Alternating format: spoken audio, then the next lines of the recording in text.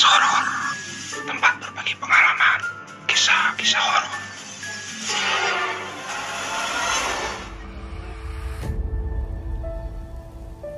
Assalamualaikum warahmatullahi wabarakatuh. Balik lagi dengan gue Irman di Podcast Horor, tempat berbagi pengalaman, kisah-kisah horor. Kali ini gue bakal membawakan sebuah cerita dari Restu Bayang Suara saat camping di salah satu coban di daerah Malang. Jadi coban ini adalah air terjun ya. Jujur, gue udah baca cerita ini dan ini serem banget sih, asli. Tapi sebelum masuk ke ceritanya, jangan lupa like, comment, and share video ini. Dan buat yang belum subscribe, kalian bisa klik tombol subscribe. Nyalain juga lonceng notifikasinya agar kalian gak ketinggalan video-video terbaru. And then, udah pada siap denger ya? Jadi, seperti ini ceritanya.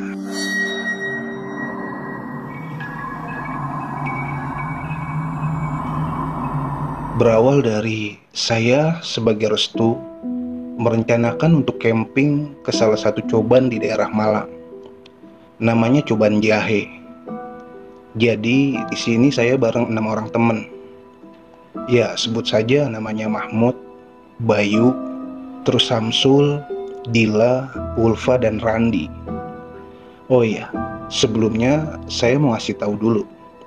Jadi saya, Mahmud, Ulfa, Bayu, dan Samsul itu kebetulan rumahnya berdekatan, yaitu di daerah Purwosari, Pasuruan. Nah, sedangkan Dila berlokasi di Malang, sementara Randi di Mojokerto. Oke, singkat cerita, tibalah hari keberangkatan. Kebetulan saya yang mengatur jadwal keberangkatan. Nah, rencana awal tuh kita mau berangkat siang hari, tapi dikarenakan pada ngaret ya, alhasil kami baru berangkat agak sorean.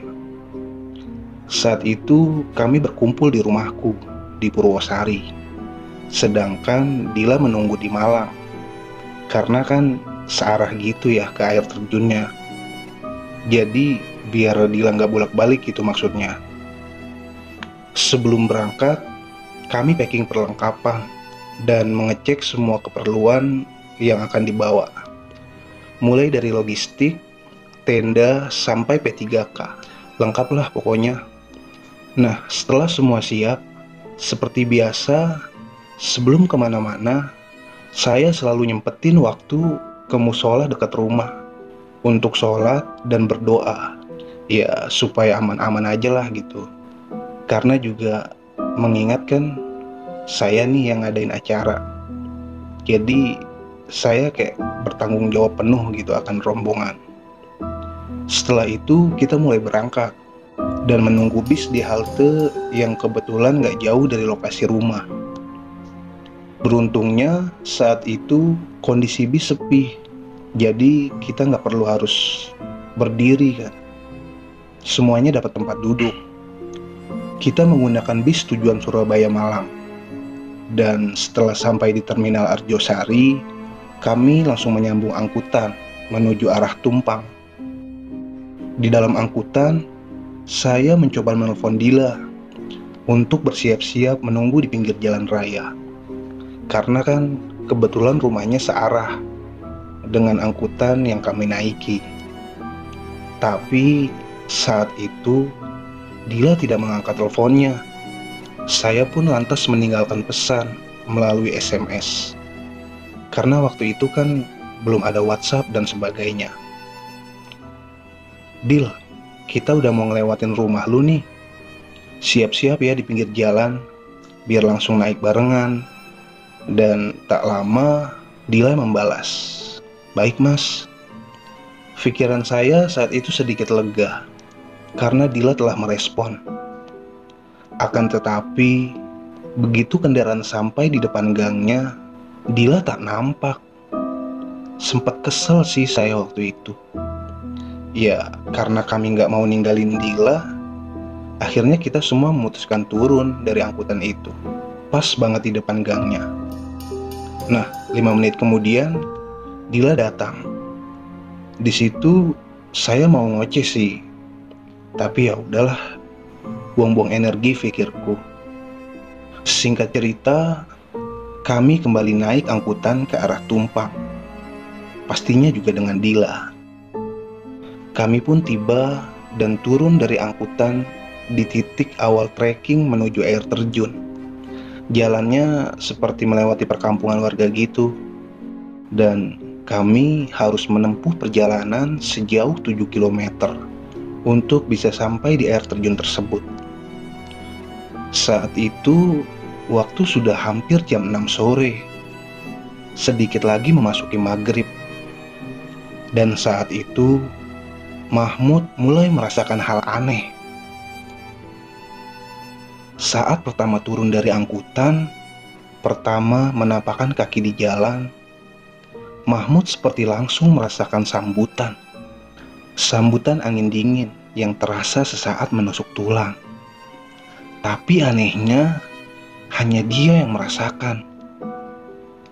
Namun saat itu, Mahmud tidak langsung menceritakan ke kita semua. Ia baru menceritakan saat kami sudah di lokasi. Mahmud ini memang mempunyai kelebihan. Ia bisa melihat dan merasakan hal gaib atau yang tak kasat mata. Akan tetapi, dia tipe orang yang tidak mau bercerita kalau tidak didesak.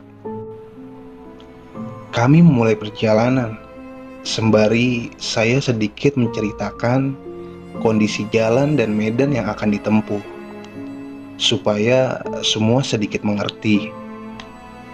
Sampai saya teringat bahwa ada yang saya belum sampaikan, dan itu yang membuatku sempat terkejut, yaitu mengenai seperti apa air terjun itu di malam hari.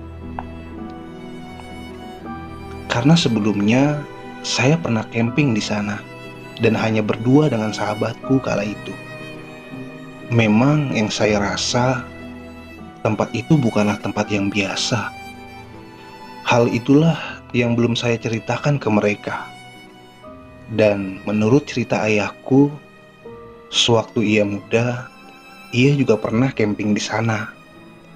Konon katanya, air terjun di sana ada sosok penunggunya, yaitu ular jengger, semacam siluman yang eksistensinya akan muncul setelah maghrib. Sewaktu saya camping dengan temanku, dulu saya benar-benar merasakannya. 3 hari saya camping waktu itu. Selepas maghrib, memang selalu terdengar bunyi-bunyi seperti kokok ayam hutan. Suaranya terdengar dari arah air terjun, yang semakin malam akan semakin keras terdengar. Hampir mirip suara katak, tapi sama sekali berbeda saat didengarkan lebih lama. Begitu jelas suaranya, sampai menggema di area seluas itu. Bahkan akan terasa semakin mendekat jika didengar dengan seksama. Tapi untungnya waktu itu tidak terjadi apa-apa. Akhirnya setelah teringat hal tersebut, saya mengajak ke-6 temanku untuk mampir ke masjid terlebih dahulu. Setelah tak berapa lama berjalan dari jalan raya tadi, kami menunaikan sholat maghrib karena waktu yang sudah memasuki, sekaligus juga menunggu waktu isya. Nah, selepas melaksanakan sholat isya, saya meminta semuanya untuk berkumpul sebentar, lalu menyampaikan bahwa di tempat nanti ada sosok makhluk penunggu yang disebut ular jengger. Tapi untuk menenangkan mereka, saya berucap tak perlu khawatirlah, asal kita tak macam-macam. Sebelum kami melanjutkan perjalanan, kami kembali berdoa dan meminta perlindungan lagi. Setelah itu, kami pun melanjutkan perjalanan. Di sepanjang jalan, kami bersenda gurau. Tapi hanya Mahmud yang terlihat sedikit aneh. Bagaimana tidak, semenjak turun dari angkutan tadi, terlihat wajah dan ekspresinya seperti menyimpan sesuatu. Dia lebih banyak diam selama perjalanan. Kemudian, di sela kami berjalan, tiba-tiba petir menyambar. Sontak kami semua terdiam. Inilah hal yang tidak kami perhitungkan, mengingat waktu itu adalah bulan di mana masih musim kemarau. Yang tak kami perhitungkan pun terjadi. Hujan deras mulai mengguyur. Kami benar-benar tak ada persiapan untuk ini. Untungnya di dekat sana ada sebuah gubuk untuk kami bisa berteduh. Kemudian kami pun berlari ke arah gubuk itu. Aneh sih dengan cuaca yang tiba-tiba berubah. Tapi di hutan memang seperti itu nyatanya. Kita tidak bisa menebak. Dan cukup lama kami berteduh di gubuk itu sampai hujan pun mulai reda, tepat di pukul 8 malam. Kemudian kami mulai melanjutkan perjalanan. Dalam perjalanan, sikap Mahmud masih saja sama. Ia jarang sekali berbicara dan lebih banyak tidak menanggapi obrolan kami. Hingga di separuh perjalanan, kami tiba di trek rimbunan bambu. Sangat rimbun. Bisa menimbulkan rasa horor jika saja berjalan sendirian. Entah kenapa, saat melewati area itu, suasana jadi mencekam. Kami tidak lagi saling bicara. Kondisi saat itu sangat gelap. Dan bodohnya kami, penerangan hanya dengan 1 senter saja. Kami tidak membawa senter lebih. Ditambah jalan yang becek dan juga terasa lembab setelah hujan, menambah suasana semakin mencekam. Sampai kami melewati jalan tersebut, lalu kembali melewati jalur terbuka. Akhirnya, setelah lama berjalan, kami pun merasa lelah. Lantas, saya kemudian mengajak rehat yang lainnya. Kala itu, persis di persimpangan jalan, di mana itu adalah titik terakhir terdapat rumah penduduk setempat. Di sana, kami beristirahat sambil memakan sedikit cemilan. Dan saat itu, saya kembali mengingatkan bahwa setelah ini, jalannya berupa medan yang menanjak dan juga turun hutan. Saya meminta ke yang lainnya agar benar-benar fokus jalannya. Semua pun mengiyakan, tandanya mengerti. Namun, tak berselang lama kami mengobrol, datanglah seseorang yang kemudian menghampiri kami. Seseorang itu lelaki parubaya dengan pakaian celana kain dan baju hitam tanpa dikancing. "Mau kemana, Tole?" sapa orang tersebut kepada kami. "Anu, Pak, mau camping di air terjun." "Kok malam banget?" "Iya, Pak, soalnya kesorean berangkatnya." "Orang berapa, Le?" "7, Pak." "Rumahnya di mana aja?" "Pasuruan, Pak." "Loh, jauh banget, malam-malam lagi." "Iya, Pak," jawabku sekenanya. Saat itu, saya merasa tak enak hati karena seperti diinterogasi. Sampai pada saat bapak itu kembali bertanya dengan nada yang cukup menekan. "Mas," aku tanya, "kalian malam-malam gini jauh-jauh terus orang 7, kok berani ya pergi ke air terjun?" "Gak pernah, Mas, ada yang pergi malam-malam camping di air terjun. Rata-rata rombongan datang tuh pagi." Lalu saya pun menjawab, "Iya, Pak, bismillah aja." Karena yang lain gak ada yang berani menjawab. Kemudian setelahnya bapak itu memanggil Mahmud. Lantas saya pun terkejut karena pasti ada yang tidak beres. Lalu Mahmud pun mendekat.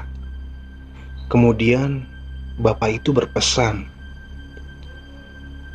"Mas, sampean sing hati-hati ya. Yang lainnya aman. Sampean tok yang bahaya." Mendengar pesan itu, saya dan yang lainnya pun kaget. Tapi Mahmud hanya tersenyum kecil dan mengiyakan pesan tersebut. Selesai memberikan nasihat tersebut, bapak itu pun pamit diri. Namun, hanya beberapa detik setelahnya, kami semua dibuat terkejut. Bapak itu dengan seketika tak lagi terlihat. Bagaimana mungkin? Hanya selang beberapa detik, bapak itu sudah menghilang. Apakah bapak tersebut memang benar-benar manusia? Kami sesaat dibuat terenyuh oleh kejadian itu. Sebagai leader dalam tim, saya harus segera mengambil keputusan. Melihat keganjilan yang terjadi, saya segera meminta pendapat yang lain. Apakah harus melanjutkan perjalanan atau tidak? Tapi mereka berbeda pendapat. Bayu menyarankan untuk lanjut berjalan, sementara Samsul tidak menjawab. Randi berkata terserah, dan Dila dan Ulfa memilih tidak melanjutkan. Tentu saja jawaban mereka membuatku bingung. Akhirnya saya putuskan untuk bertanya kepada Mahmud. "Oh iya, ngomong-ngomong, Mahmud ini adalah adik kandungku. Gimana Mud? Lanjut gak?" "Lanjut aja mas, gak apa-apa," jawab Mahmud. Tapi saya tak puas dengan jawabannya, karena dia menjawab dengan muka tertunduk, tanpa mau memandangku. Melihat sikap dan jawabannya yang seperti itu, saya benar-benar tak puas. Kemudian saya pertegas lagi. Saya bertanya sambil memegang bagian pundaknya. "Yang benar Mud, ini bukan main-main loh. Kamu ingat kan pesan orang tadi? Jawab yang jelas." Lalu Mahmud pun menjawab dengan pasti, "Iya mas, terus aja, gak ada masalah kok." Ia menjawab meski yang saya lihat masih sedikit ada keraguan di dalamnya. Akhirnya saya putuskan untuk melanjutkan perjalanan. Saat itu saya kembali mengajak yang lainnya mendekat dan berkumpul untuk berdoa dan bermunajat agar tidak sampai terjadi apa-apa. Dalam berdoa, saya mencoba untuk merasakan dan bertanya, sebenarnya ada apa? Semuanya selesai berdoa, namun hanya saya yang masih tunduk dalam doa. Bayu yang di sampingku segera menepuk pundakku. Lalu ia mencoba memberi masukan positif agar tidak perlu khawatir. Namun saya tetap mencoba berkonsentrasi. Sampai akhirnya saya mendapat gambaran. Dalam pejam mataku, saya melihat dengan samar wajah Dila dan Bayu. Saya pun kemudian terkejut dan langsung membuka mata. Ada apa dengan mereka? Setelah mataku terbuka, saya terdiam sejenak. Masih ada keraguan di dalam benak. Tapi saya memutuskan untuk terus melanjutkan perjalanan. Saya meminta Bayu untuk berjalan di depan, dan saya mengawasi dari belakang. Kami melanjutkan perjalanan dengan tidak berbicara Mungkin masing-masing dari kami sedang bingung di pikiran masing-masing. Cukup lama kami berjalan, melewati ilalang yang tingginya melampaui kami. Tapi entah kenapa, semakin berjalan ke dalam, perasaanku semakin tak karuan. Wejangan dari bapak tadi yang mengganggu sampai menyelimuti pikiranku. Hingga saya tak kuat menahan pikiran itu. Lantas saya meminta brek di jalur. "Ada apa?" tanya Bayu keheranan. "Berhenti dulu, perasaanku gak enak." Lantas semua berhenti. Saat itu saya langsung menghampiri Mahmud dan mengajak sedikit menjauh dari yang lain. Saya tahu ada yang tidak beres. Saya sangat mengenal Mahmud. Dia tidak akan bercerita atau menjelaskan hal-hal mistis kalau tidak benar-benar didesak.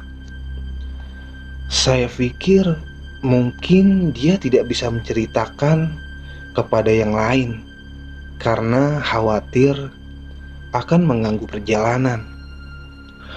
Setelah berjarak sekitar beberapa meter dari yang lain, saya kemudian bertanya sambil memegang kedua pundaknya.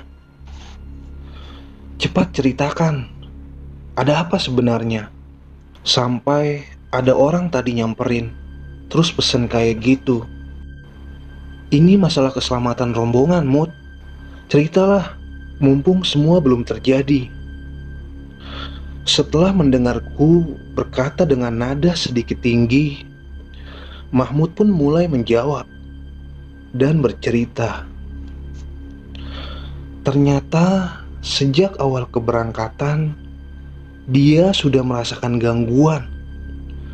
Mulai dari saat berkumpul di rumah, Mahmud sudah merasa ada yang tak beres karena rombongan berjumlah ganjil. Ada kekhawatiran jika ganjil akan digenapi oleh sesuatu yang lain. Kemudian saat pertama menginjakkan kaki turun dari angkot, angin yang dia rasakan terasa dingin menusuk.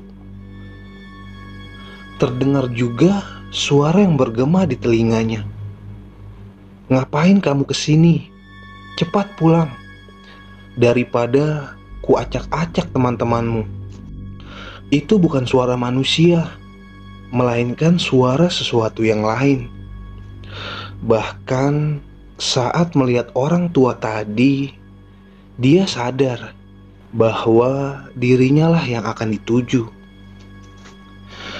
Mendengar jawaban itu, saya langsung kaget. Kini semua terjawab sudah, sikapnya yang selama di perjalanan. Kemudian saya kembali mendekati yang lain.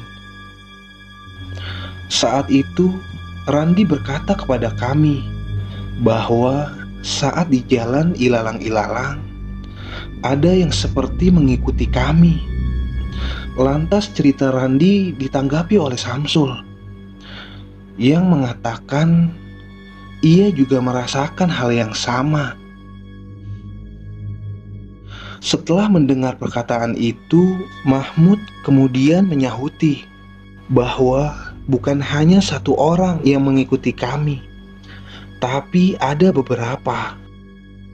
Mendengar penuturan Mahmud, kami semua terdiam dan hanya mampu menatapnya. Kemudian mereka menatapku. Saya mengerti maksud mereka. Sebagai leader, dalam kondisi seperti ini, apakah perjalanan akan dilanjutkan? Sebab mereka tahu dan percaya perkataan Mahmud. Karena memang sudah kuceritakan tentang Mahmud ini. Ia bisa merasakan dan melihat hal-hal yang tak kasat mata. Saya lantas menghela nafas panjang. Di sini saya semakin percaya bahwa Mahmudlah yang sedang diincar. Saya kemudian segera bertanya kepada Mahmud, "Kamu sudah memagari dirimu?"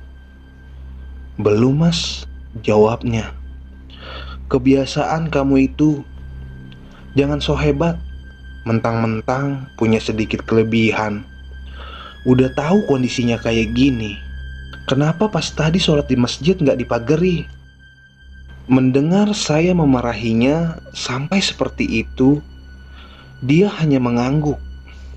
"Ya udah, wudhu dulu, terus pagari dirimu." Kebetulan tempat kami berhenti itu di dekat sungai, sehingga Mahmud dapat langsung mengambil wudhu. Setelah wudhu, Mahmud kemudian duduk bersila, lalu memejamkan mata. Saya pun memberi isyarat yang lain untuk diam sejenak dan tidak mengganggunya. Beberapa menit kami menunggu, Mahmud juga belum selesai. Sampai 5 menit berlalu. Di situ saya mulai khawatir. Lantas saya memanggilnya, tapi dia tidak menjawab dan tetap pada posisinya. Karena saking khawatirnya, saya lantas mencoba melihat wajahnya sambil menerangi dengan senter. Saya kembali bertanya, apakah sudah selesai? Dan dia masih tidak menjawab. Saat itu saya mulai panik, karena yang saya lihat mengalir keringat yang begitu deras dari wajahnya. Hingga 15 menit berlalu, namun dia belum juga merespon. Saya pun mencoba menggoyahkan tubuhnya sambil memanggil-manggil namanya. Namun saat itu tubuhnya tak bergeming sedikit pun, layaknya sebuah patung. Kemudian otot di keningnya mulai muncul. Teman-teman yang lain juga mulai panik. Saya khawatir Mahmud kerasukan atau malah tidak sadarkan diri. Lalu di tengah-tengah kepanikan kami, tiba-tiba Mahmud membuka matanya, lalu mengusap wajahnya, kemudian berdiri sambil menghela nafas yang begitu panjang. Lantas saya pun bertanya, "Kenapa, Le? Kok sampai kayak gitu?" "Nggak apa-apa, Mas," jawabnya lemas. Setelah menjawab pertanyaanku, Mahmud segera meminta kami semua untuk mendengarkan penjelasannya. Di antaranya adalah, pertama, setelah ini kami semua tidak boleh berjauhan. Kedua, selalu fokus dengan perjalanan. Jangan memikirkan hal-hal lain. Dan yang ketiga, nanti di jalan area makam tua dan juga persimpangan sungai, kami tidak boleh sedikit pun menoleh ke arah samping ataupun ke belakang.